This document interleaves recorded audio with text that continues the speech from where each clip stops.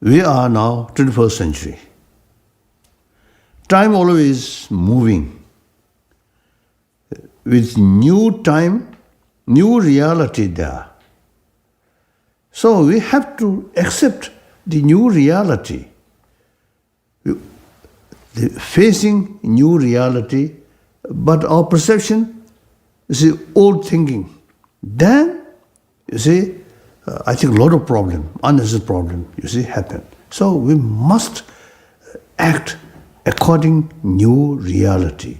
Otherwise, you see, there's a gap, our perception and the reality gap. So then, all our efforts become unrealistic. So therefore, I think now, serious interest about global warming or environment issue, I think now this is one hopeful sign. Now,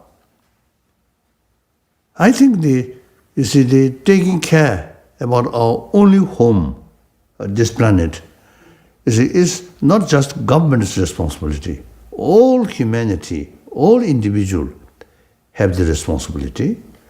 And then, I always telling, the war, bloodshed, immediately striking in our mind.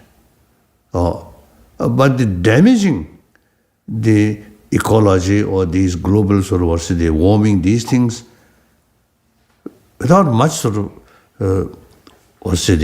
obvious, but invisibly, you see, month by month, decay.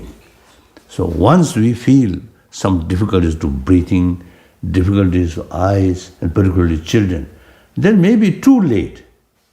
So therefore, this is something very serious, and then each of us, 7 billion human beings, taking care about global these global issues should be part of our life.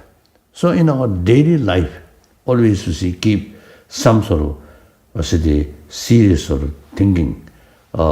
If I do this, it eventually some effect. So if I do one single person, then other 10 people, 100 people, 100,000, then so change start from individual. Then you see effect